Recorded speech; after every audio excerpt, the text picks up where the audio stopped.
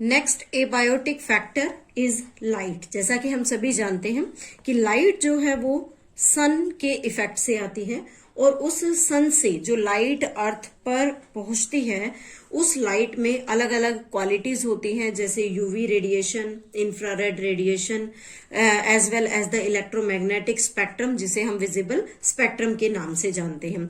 तो जब हम लाइट के बारे में स्टडी करते हैं तो हम कहते हैं कि the visible part of electromagnetic spectrum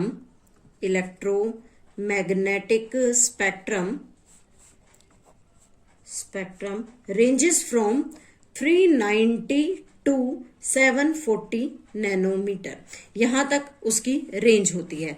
लेकिन जब हम स्टडी करते हैं कि जो फोटोसिंथेटिकली एक्टिव रेडिएशन है, जिसे हम पार के नाम से जानते हैं, पार स्टैंड फॉर फोटोसिंथेटिकली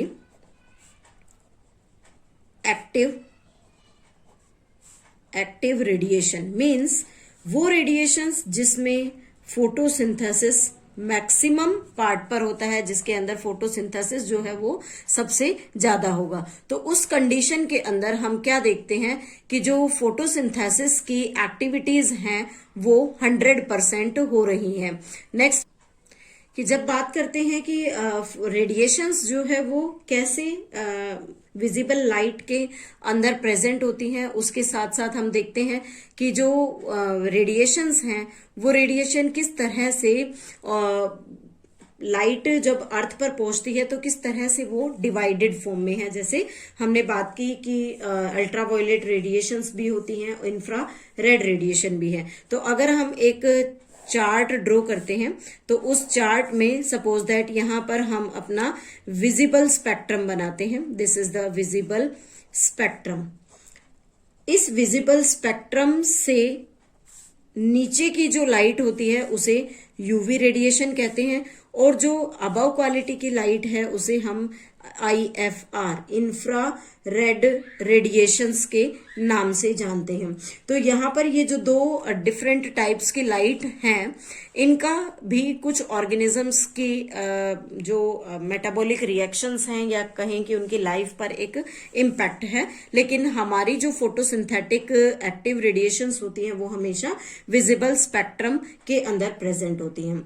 अब कहते हैं कि जब भी किसी ऑर्गेनिज्म की लाइफ के प्रोसेस की बात की जाती है, मीन्स प्रोसेस ऑफ लाइफ किस पर डिपेंड करता है, अलग अलग फैक्टर्स पर डिपेंड करता है। फॉर एग्जांपल लाइट इंटेंसिटी पर। लाइट इंटेंसिटी मीन्स कितनी लाइट अवेलेबल हो रही है। लाइट का ड्यूरेशन, लाइट ड्यूरेशन मीन्स कितने समय के लिए वो अवेलेबल है। और थर्ड है लाइट की क्वालिटी। इन सब चीजों पर एक ऑर्गेनिज्म की जो लाइफ है वो इसके ऊपर डिपेंड करती है। तो इनसे हम डिस्कस कर सकते हैं कि कैसे लाइट के डिफरेंट जो पार्ट्स हैं, डिफरेंट कैटेगरीज हैं, वो किस तरह से एनिमल्स या प्लांट्स की बॉडी के लिए लाइट जो है वो नेसेसरी होती है। तो यहाँ हम कुछ फैक्टर्स डिस्कस कर रहे हैं या कहें कुछ ऐसे प्रोसेसेस जिनके ऊपर लाइफ जो है वो डिपेंड करती है या जिनके ऊपर जो लाइट डिपेंडेंट प्रोसेसेस होते हैं, उसमें फर्स्ट प्रोसेस आता है फोटोसिंथेसिस। फोटोसिंथेसिस, जैसा कि हम सभी जानते हैं कि किसी भी प्लांट की जो ग्रोथ होती है वो बिना लाइट के पॉसिबल नहीं है। तो हम कह सकते हैं कि light is essential, light is essential for photosynthesis. Light जो है वो फोटोसिंथेसिस के लिए बहुत ज्यादा नेसेसरी होती है और इस नेसेसरी लाइट में हम कहते हैं कि फोटोसिंथेसिस का रेट जो है, it's rate is maximum at equator पर और ट्रॉपिकल एरियाज पर इसका रेट जो है वो सबसे ज्यादा होता है। इट मीन्स वहां पर जो सनलाइट अवेलेबल होती है उसका जो परसेंटेज है या उसकी हम कहें क्वालिटी, ड्यूरेशन और उसकी इंटेंसिटी हाई होती है। सेकेंड फैक्टर हम लेते हैं यहाँ पर ग्रोथ का। Second factor is of growth. Growth means कि किसी भी ऑर्गेनिज्म को अवेलेबिलिटी ऑफ फूड कितना ज्यादा हो रहा है उसके ऊपर डिपेंड करता है ग्रोथ। जैसे कि हम जब बात करते हैं किसी फ्लावर के फिनोमिना की, तो हम कहते हैं कि फ्लावरिंग फिनोमिना जो है, फ्लावरिंग इंक्रीज्ड, कि सनलाइट की प्रेजेंस में फ्लावरिंग फिनोमिना इंक्रीज हो जाता है। उसके साथ ही लीव्स में ग्रोथ होती है, लीव्स स्टार्ट ग्रोइंग। तो इस तरह से जो डिफरेंट फंक्शंस हैं या हम कहें डिफरेंट ग्रोथ पैटर्न्स को हम यहाँ पर स्टडी कर सकते हैं। थर्ड फैक्टर हम यहाँ लेते हैं transpiration. As you all know about the transpiration, transpiration plant में एक ऐसा प्रोसेस है जो ओपन स्टोमेटा के साथ होता है। और जब हम सनलाइट को स्टडी करते हैं तो हम कहते हैं, या लाइट को स्टडी करते हैं तो कहते हैं कि stomata opens in light, stomata light में ओपन हो जाते हैं एंड क्लोज्ड ड्यूरिंग डार्क। और जब अंधेरा होता है या नाइट पीरियड होता है तो उस पीरियड के अंदर स्टोमेटास क्लोज हो जाते हैं। तो रिजल्ट क्या होगा कि जब स्टोमेटा ओपन होंगे then there will be the loss of water from the plant, and when the stomata get closed then the water loss become reduce, water loss जो है वो खत्म हो जाएगा। नेक्स्ट इंपॉर्टेंट फैक्टर और next important function is germination. किसी भी seed को जर्मिनेट करने के लिए सुटेबल लाइट की जरूरत होती है। Means some seeds are sensitive to light, seeds sensitive to light, light के लिए सेंसिटिव होते हैं और उस सेंसिटिव लाइट में ही वो ग्रो करते हैं। अगर लाइट अवेलेबल नहीं होगी तो उनमें ग्रोथ नहीं हो पाएगी। नेक्स्ट फैक्टर हम लेते हैं पिगमेंटेशन का। पिगमेंटेशन क्या होता है? पिगमेंटेशन एक ऐसा फैक्टर है जिसमें हम अगर ह्यूमंस की बॉडी की बात करें तो ह्यूमन बॉडी में अगर इन ह्यूमंस प्रोलॉन्ग्ड एक्सपोजर अगर ले लिया जाए, प्रोलॉन्ग्ड एक्सपोजर मीन्स अगर हम ज्यादा लाइट के सामने रहते हैं या एक्सपोजर टू लाइट हमारा अगर ज्यादा होगा then it will cause tanning. हमारी बॉडी पर जो डार्क स्किन नजर आने लगेगी उसे हम टैनिंग कहते हैं। उसी के साथ अगर एनिमल्स की बात करते हैं, इन एनिमल्स जो डार्क कलर होता है, dark colour is due to the presence of dim light. Means अगर डिम लाइट अवेलेबल है तो उसमें उनकी स्किन का कलर डार्क होगा। If there is the light colour of the skin then this colour is due to the bright light. ये हमेशा bright light की वजह से होगा। तो इस तरह से ऑर्गेनिजम्स में जो पिगमेंटेशन है वो भी लाइट के इफेक्ट से आती है। Next function is movement.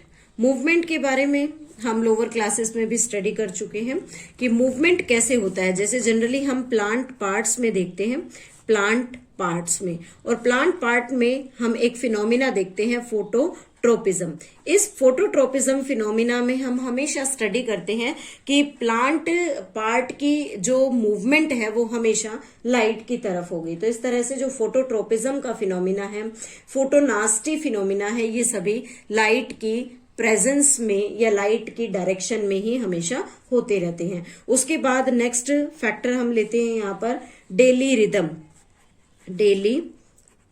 Rhythm in animals. Animals की बॉडी में डेली रिदम्स जो हैं वो कैसे होती हैं। जनरली जो एनिमल्स होते हैं वो एक पर्टिकुलर पीरियड ऑफ डे पर एक्टिव होते हैं। पर्टिकुलर पीरियड पर एक्टिव होने का मतलब यहाँ पर क्या है, जैसे फर्स्ट कैटेगरी में हम यहाँ पर डायurnal एनिमल्स लेते हैं। डायurnal एनिमल्स जो एक्टिव होते हैं डे टाइम पर, एक्टिव एट डे टाइम, हमेशा दिन के समय एक्टिव रहते हैं। इसके अंदर जैसे आपने जनरली बर्ड्स को देखा है, मैमल्स देखे होंगे, उसके अलावा इंसेक्ट्स, ये सभी जनरली डे टाइम पर एक्टिव होते हैं। सेकंड कंडीशन हम लेते हैं नॉकटर्नल की। नॉकटर्नल मीन्स ऐसे एनिमल्स जो हमेशा रात को एक्टिव होते हैं, एक्टिव एट या एक्टिव ड्यूरिंग नाइट टाइम, हमेशा नाइट टाइम पर ये एक्टिव होते हैं। तो नाइट में जब एक्टिव होते हैं इट मीन्स उस टाइम इनकी फोरेजिंग एक्टिविटीज स्टार्ट होती हैं। जैसे रैट नाइट में एक्टिव होगा, आउल, उसके साथ ही कॉकरोच, ये सभी नॉकटर्नल एनिमल्स हैं जो नाइट में फोरेजिंग एक्टिविटीज स्टार्ट करते हैं। तो इस तरह से लाइट जो है वो डेली रिदम, एनिमल्स की डेली रिदम को भी फेवर करती है। नेक्स्ट फीचर आता है photo periodism. Photo periodism. Photo periodism एक ऐसा फिनोमिना जिसमें फ्लावरिंग जो होती है किसी भी प्लांट के अंदर वो स्पेसिफिक लाइट के इफेक्ट से होगी। तो photoperiodism is the response of organism to number and duration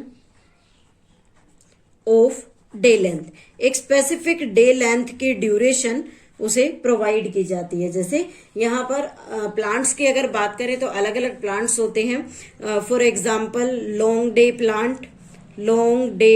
plant, उसके अलावा शॉर्ट डे प्लांट होता है, short day plant, then day neutral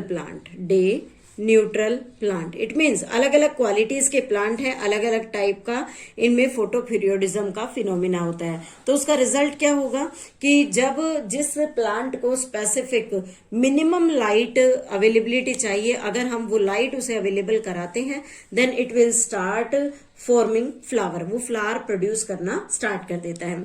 इसी के साथ एनिमल्स की बात करें तो वहां पर हम बर्ड माइग्रेशन की बात करते हैं। बर्ड माइग्रेशन मीन्स जो कोल्डर रीजन से निकलकर वार्मर रीजन की तरफ मूव करते हैं, that is also the type of photo periodism. तो इस तरह से फोटो पीरियोडिज्म इफेक्ट जो है वो ऑर्गेनिजम्स के अंदर जो लाइट का इफेक्ट है उसे शो करता है।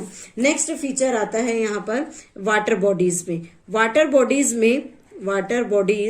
में जो ऑर्गेनिजम्स प्रेजेंट होते हैं, उन ऑर्गेनिज्म के अंदर जो एक्टिविटीज हैं वो लाइट की हेल्प से कैसे चलती हैं। तो जब हम वाटर बॉडीज को देखते हैं तो हम देखते हैं कि ऊपर शैलो कंडीशन होती है। शैलो मीन्स कम गहराई होती है, लेकिन जैसे जैसे डीप जाते हैं उस डीप कंडीशन में वाटर की डेप्थ जो है वो इंक्रीज हो जाती है। तो जैसे जैसे डेप्थ इंक्रीज होगी, as depth increases then the oxygen level and light goes on decreasing. Light और ऑक्सीजन का जो लेवल है वो धीरे धीरे कम हो जाता है, बट फिर भी प्लांट उस लेवल पर अपने आप को सरवाइव करा सकते हैं because they have some adaptive features. उनकी बॉडी में कुछ अडेप्टिव फीचर्स डेवलप हो जाते हैं। इसी के साथ एक और एग्जांपल लेते हैं प्लांट्स का। प्लांट्स में भी जो अडेप्टेशंस हैं वो लाइट के रिस्पॉन्स में होती है। तो प्लांट में जो अडेप्टेशंस रहेंगी लाइट के रिस्पॉन्स में, वो क्या करेंगी कि स्टोमेटा को क्लोज कर लेती हैं ताकि उन प्लांट्स से वो एक्सेस वाटर जो है वो लॉस ना हो। तो इस तरह से अलग अलग ऑर्गेनिजम्स में लाइट का एक इम्पॉर्टेंट रोल है। Light specific ecological function perform करने में हेल्प करती है। तो this is all about the factor light. Soil की जब हम बात करते हैं तो कहते हैं कि सॉइल सबसे पहले कैसे बनती है। तो first of all the formation of soil. Formation of soil हमेशा एक प्रोसेस से होती है जिसे हम वेदरिंग कहते हैं। वेदरिंग एक प्रोसेस जिसमें रॉक्स का ब्रेकडाउन होता है और रॉक्स के ब्रेकडाउन के बाद उसमें ह्यूमस एनरिचमेंट होता है। After that it will start forming the soil. Then किसी भी पर्टिकुलर एरिया की, किसी भी पर्टिकुलर प्लेस की जो सॉइल होती है उसके कैरेक्टर्स डिफरेंट होते हैं। उस सॉइल का नेचर और उस सॉइल की प्रॉपर्टीज बिल्कुल डिफरेंट होती हैं, या हम कहें कि वो वेरी करती हैं। और किसी भी एरिया की जो सॉइल कंपोजिशन है या किसी भी सॉइल की क्वालिटी है उसे हम फ्यू फैक्टर्स के बेस पे हम डिसाइड कर सकते हैं, देख सकते हैं कि what type of the soil is it.